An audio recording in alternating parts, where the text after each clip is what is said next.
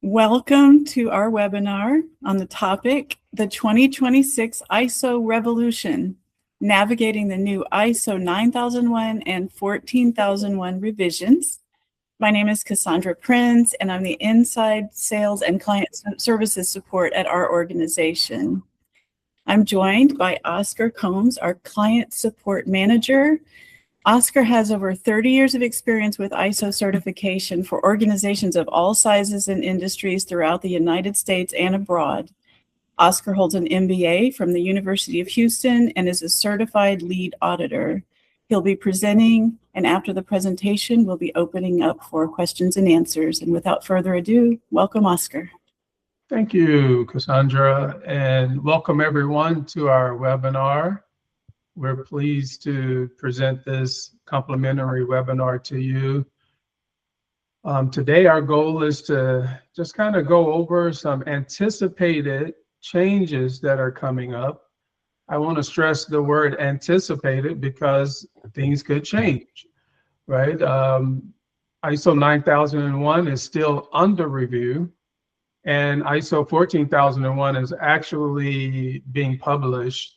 So that one is pretty set in stone for the most part, but 9001, there could be some additional changes.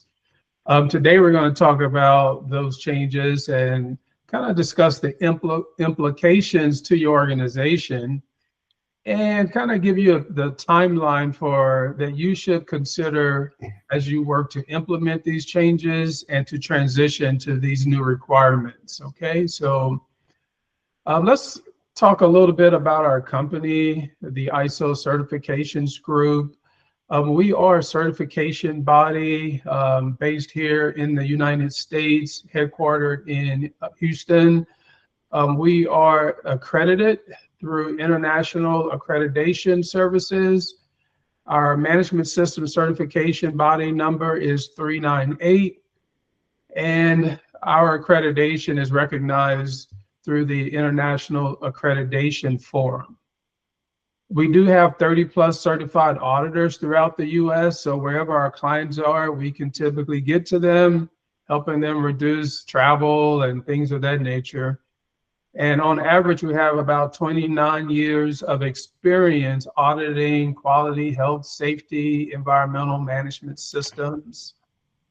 We do pride ourselves in being client-friendly, making sure we schedule based upon our clients' needs, economical, being responsive for you, and also being flexible. So the four standards that we currently certify are ISO 9001 for your quality, 14,000 for your environmental, 45,001 for your health and safety, and 50,001. So if you have any of these standards and maybe you're looking to get certified to these standards or possibly transfer from your current certification body, we would ask that you consider ISO Certification Group for your certification needs. We do encourage you, as Cassandra stated, to stay logged on, because at the end of the webinar, we're going to answer all of your questions. Please feel free to use the chat feature so that you can ask your question. So feel free to, when you have a question, you can raise your hand with the controls. You can also just type your question. Cassandra will be monitoring those questions, and I'll answer those questions at the end. So stay tuned and don't log out, because we want to make sure that we are answering your specific questions. So let's talk about the current status of these two standards. So we have ISO 9001, which is currently in what we call the draft international standard status.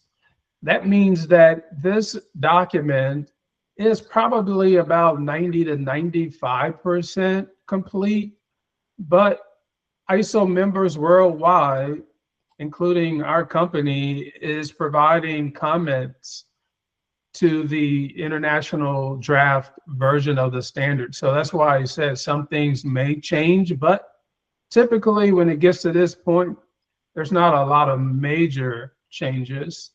So what we see here today, for the most part, is probably how it's going to be.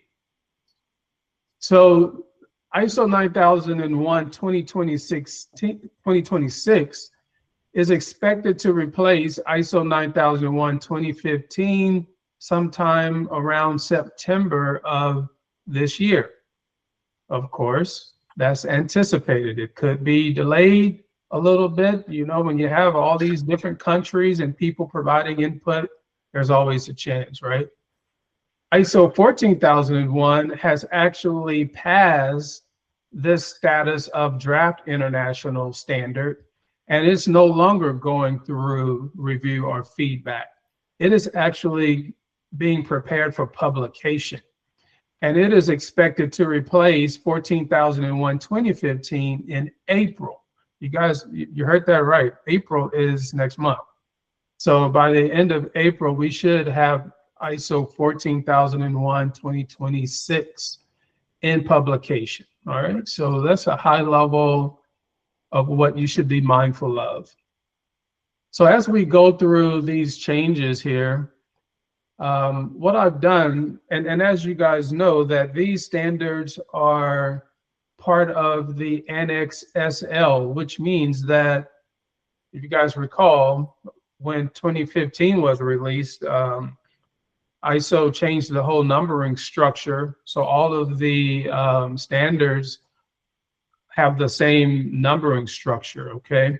And so what I've tried to do here is to kind of integrate these changes into the relevant sections. The ones in green are specifically for 14001. So that's kind of how you can identify it, all right?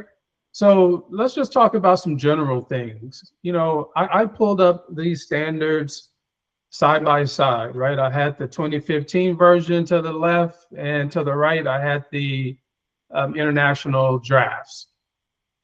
And what I noticed, and what I think is kind of good news, is that, you know, a lot of these changes was some simple rewording, some restructuring of verbiage so that the standard reads more clearly, adding a little more clarity to things.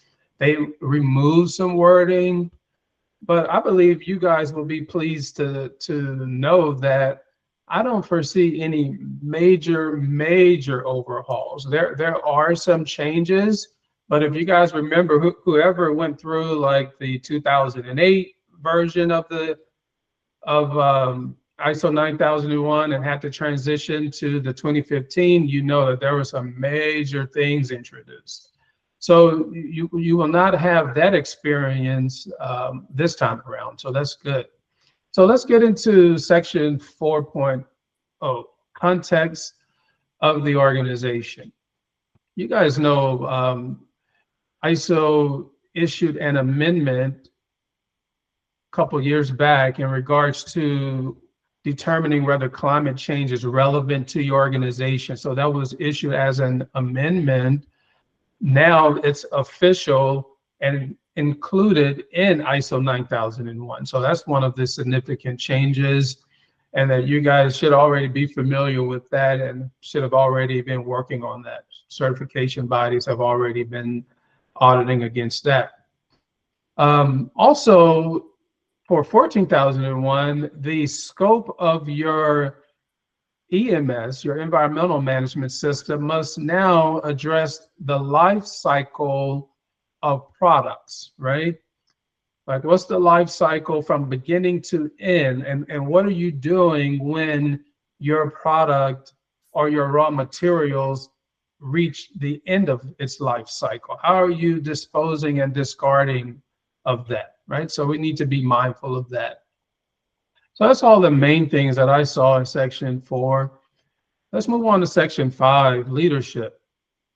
You know, here now the leadership is asked to promote continual improvement, okay? Continual improvement is really focused on improving every day, not responding to nonconformities or negative events. We want to continue to improve every day. And it also introduces the concept of quality, culture, and ethical behavior. We all know that starts at the top. So I was very happy and pleased to see quality, culture, ethical behavior, included into the 9001 standard. Also here, it puts meeting compliance obligations fairly and purely on top management or leadership within the organization, right? It's leadership's responsibility to ensure that we're meeting federal laws and regulations, also state and local laws and regulations when it comes to environmental, and also conserving natural resources, guys. This is becoming more prevalent, that organizations need to be more mindful and socially responsible when it comes to conserving natural resources and protecting the ecosystems, right?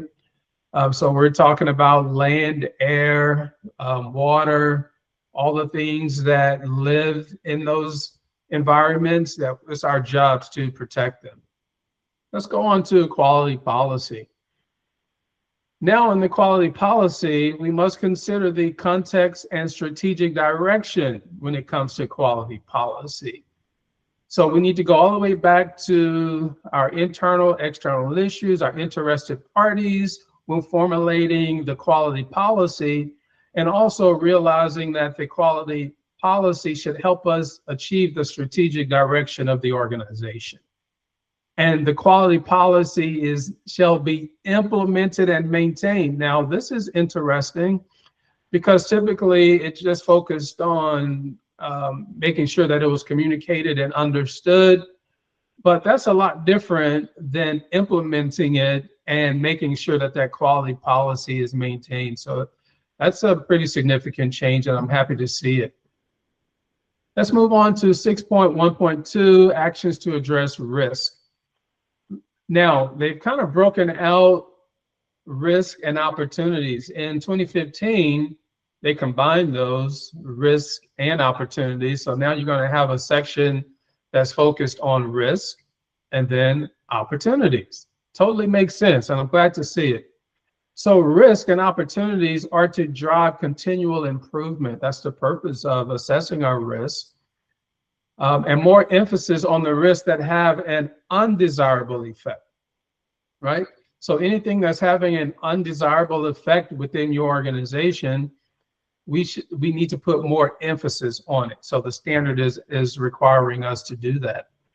And when it breaks out in 6.1.3, actions to address opportunities, more emphasis on opportunities that may have a desirable effect. So anything, any opportunities, any improvements, any strategic directions, any changes that we can make or that we are making within the organization that are going to have a desirable effect, we need to put, the standard now is requiring us to put actions in place for those opportunities and integrate those actions into our QMS and evaluate the effectiveness of those actions to drive the opportunities. So actions to address opportunities shall be proportionate to the potential impact of the opportunity, right? So that was really good to see how they broke that out, separated those two. Let's move on to planning of changes. Standard wants to make sure now that we ensure changes are implemented effectively. So more than just managing changes, what about implementing those changes effectively and making sure that we are monitoring and evaluating changes before we just focused on managing the change? Now, is it implemented effectively? And we need to monitor the change. Totally makes sense. I'm glad to see that. Also, how will we communicate those changes to various interested parties? And here, 14,001 puts more structure around changes when it comes to your environmental management system and more emphasis on emergency situations, guys. There's a lot of organizations that are not really emphasizing their emergency response plans or prepared to respond in the event of an emergency. So this is a good add-on here. Let's move on to 7.1.4, where it talks about the environment for the operations of processes. So again, it's stating, going all the way back to quality culture and ethical behavior, that the environment that we operate in is all contingent upon the quality culture of the organization and the ethical behavior of the organization, which is basically established by top management and cascaded throughout or disseminated throughout the organization. 7.1.5.2, when it comes to traceability, now it talks about that we need to identify the calibration or verification status, right? So there's a difference between calibration and verifying. So we need to, the only time we need to really calibrate something is when it's not reading right. And how do we know when something is not reading right? When we verify it. A lot of organizations put the calibration sticker on, but they do not identify the verification status on your devices. That's important. 7.1.6, organizational knowledge. You know, what knowledge do we need to achieve the results, intended results of the quality management system? Could be policies, procedures, other things. It's one thing to say what we want to achieve, but how are we going to do it? Through our organizational knowledge. 7.3 gets into persons doing work are aware of quality culture. So you kind of heard the new standard, repeat quality culture, ethical behavior. So of course, it's a pretty significant addition. 7.4 is communication, right? We want to empower employees to contribute to continual improvement when it comes to our environmental controls, right? Employees have a role in that. They're actually the ones doing that, doing things that could impact the environmental aspects or implications to our operations. So we need to empower them through feedback or, you know, listening to what they have to say. 7.5 deals with documented information, where for your environmental records, they all must be available as documented information. So again, most organizations shouldn't have an issue with that because most records are documented information. 8.1, operational planning and controls. Here it talks about your organization's EMS controls need to be extended to your suppliers. That's a big add right there, guys. It's one thing for you to have environmental controls in place, but what about your supply chain, suppliers that are acting on your behalf? That's a big addition right there. 8.2 deals with emergency preparedness and response and how it must be aligned with your risk-based thinking for your environmental, right? So we got to go all the way back to our risk assessments, all the way back to our environmental impacts and aspects of our operation, and make sure that our emergency preparedness and response is aligned with those. 8.2.1 deals with customer communication. So any disruptions in products or services, we need to communicate to the customer. Maybe that's through meetings, email, website, social media now. So you can see the standard is kind of aligning itself with how organizations operate today. 8.2.4 is like changes to requirements, how we need to make sure that we're updating and communicating any changes to relevant interested parties. Could be your employees, your suppliers, possibly even your customers. When it gets into 8.3.3, design and development, adequate for design and development processes, that your inputs need to be adequate for design and development purposes, okay? So we need to have clear design and development inputs. Information for external providers, that we need to communicate requirements for interactions with your organization or with your customers or interested parties. So how are your suppliers are to interact with you, to your customers, or to your interested parties? That needs to be established. 9.1 gets into how we monitor actual customer satisfaction. You guys remember in 2015, it talked more about monitoring their perception. So perception is a little different than actually going in and assessing their actual customer satisfaction. And then how for 14,001 for your EMS, that we need to evaluate environmental performance and effectiveness of your EMS, right? How is your EMS doing in controlling your environmental aspects and impacts of your operation, and also your compliance obligations. Also, we need to have clear objectives for the EMS when it comes to internal audits. Like, what are we trying to achieve when we're doing our environmental audits? When it comes to management review inputs, where we're adding in changes in needs and expectations of interested parties, right? It's not about just assessing their needs and expectations one time. These needs and expectations may change, and a good time to monitor that is during the management review. In 10.1, continual improvement, consider results of monitoring, measurement, analysis, evaluation, management review to determine opportunities for continual improvement. So as opposed to just saying we need to have continual improvement, we need to determine or monitor, measure, and analyze and evaluate to determine those opportunities for continual improvement, and more structure around the NCR and corrective actions when it comes to your EMS system. Some pretty significant changes, guys. Although they're not earth-shattering, some of those are very significant, and we need to be mindful of that. So that gives you a little overview of what you can expect in these two standards. Let's talk about the implications to your organization. So as we saw, that we're going to need to have clear definition of your environmental life cycle of your products. If you don't know that, you're going to need to start doing assessments in regards to that. Your raw materials, your actual finished product, what's the life cycle of it and how is it discarded? More conservation efforts when it comes to your natural resources, right? I mean, natural resources, guys, I mean, they're not endless, okay? We need to conserve them. I mean, we're having issues right now, right?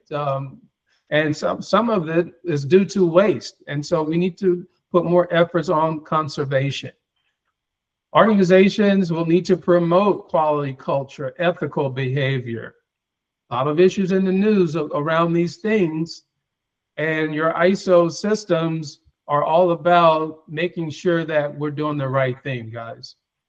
Minor updates to your documentation. You're going to need to update your documentation. They won't require major overhauls like we had to do before, but you'll need to make some edits, adding new requirements, things of that nature. May require some minor training for certain groups. Your top management was hit a little bit, your purchasing and some other groups, all right? You'll probably need to assess your risk register, update it, more emphasis on assessing opportunities. Maybe your risk register needs to have more opportunities in there as well. Maybe you rename it to risk and opportunities register. More engagement with your suppliers and more control over your suppliers. All of these things, I think, are some of the significant implications to your organization. So what does the timeline look like? As we all know, that you'll have 3 years to fully transition before your certification body will start like really being adamant, but you'll probably see some certification bodies, including us, you know, when it comes to around 2028, we're starting to see more of those requirements in place, and 2029, everything needs to be in place, right? So if you kind of look at this timeline, you know, probably around 2026, this year, you want to start doing your documentation, updates, and training. This is for 14,001, and probably want to start implementing those changes around early next year, 2027 into 2028. Make sure everybody's on board early 2029. Start doing your internal audits for 2026. I would recommend, probably doing that around late 2027, early 2028, so you're not having any issues. And your management reviews are probably around 2028, 2029 need to be fully about the 2026. And of course, you're going to have all the way to 2029. Probably some of you will be going through your recertification process. Some of you will be going through your surveillance audits. By those times, we need to be focused on fully transition. When it comes to your 9001, of course, this is going to be, we said September 2026, so you have a little more time. But you guys know this time goes by really, really fast. So you want to start that probably sometime around November, December. Start working on your documents. Around January, first quarter of 2027, start your training. Probably Q2 on to 2028, you start making sure you're implementing, put a transition plan in place. Be careful. You don't want to shock everybody in the organization. So you want to give yourself enough time to manage those changes properly without upsetting everyone else that is also being impacted. Internal audits for 9001 2026, you probably want to start doing that around 2028. Same with the management review, and then of course certification. It needs to be fully transitioned probably around September of 2029. So that's kind of what we can expect in regards to timeline. I definitely hope you found this webinar beneficial in regards to overview of the changes, the implications that you can expect, and also a timeline to kind of help you kind of transition. So at this time, we're going to turn it over to Cassandra to see if we have any questions and see if I can provide any answers. Okay, thank you, Oscar. We did receive a few questions during the meeting, and then we received some questions prior to the meeting, so I'll address the ones that were asked in the meeting first. If ISO 9001 is under revision, does this mean that AS 9100D will soon be going through revision as well? Well, those are two different organizations, so I really can't speak on that. Our scope here is 9001 and 14, but since AS 9100 is about 85%, 9001, I would anticipate those changes carrying over as well, yes. Next, can you elaborate on identifying and verification of calibration status? Yeah, well, so calibration is when you're going to maybe an organization coming in to calibrate, let's say your micrometer, making sure that it's reading properly. If it's not reading properly, then they calibrate it, right? And so how do we determine if something is reading properly? So if you pick up one of your mics and it's not reading properly, that means that you need to verify that before you start using it. So that's the verification, is that you are verifying that it's reading properly. And typically you may have some type of a gauge block that you would test that out with. And if it's not, so that would be verification. So the standard is saying that you need to also document verification status, not just calibration status. Most companies just focus on calibration status and not verification status. Thank you. The next question, what are the chances things will change from the draft to the final publication? In my experience, only minor changes would take place. In 2008, when they had the draft, it was almost verbatim when the 2008 standard was actually published, but there could be some minor changes, definitely. Thank you. How does an organization document its quality culture and ethical behavior, as you mentioned? Yeah, so that's going to be up to your organization to do, right? You guys know that the standard doesn't tell you how to do things, it says what you shall do. So you get to determine that. And we don't want to give you any consultation in regards to that. But so you get to decide. Okay, we have two more questions. Can you provide an example of empowering employees to contribute to continual improvement? Sure. Well, for one, letting them know that they have a voice when it comes to continual improvement. A lot of continual improvement is kind of top down and without employee input. So giving them an opportunity to provide input. If you want to drive continual improvement, guess who knows what needs to be improved? It's your employees. They're the ones that know. So ask them what needs to be improved and let's see what they say. And the last question I have, how can our organization dictate environmental controls for its suppliers? Oh, you can do that. That's for sure. You can do that through master service agreements. You can do that through contracts. You can do that through making sure that they are complying with federal, state, and local laws and regulations that apply to your operations and also to their operations. In fact, it's what they should be doing in the first place. All organizations should be aware of federal, national, state, and local laws and regulations that are applicable to their operations. They should be doing that. Now the standard is just saying that you, as their customer, needs to ensure that they are doing that, and making sure that you're doing that as well. Okay. Well, one more question came in. Okay. When will internal ISO auditors need to be recertified by?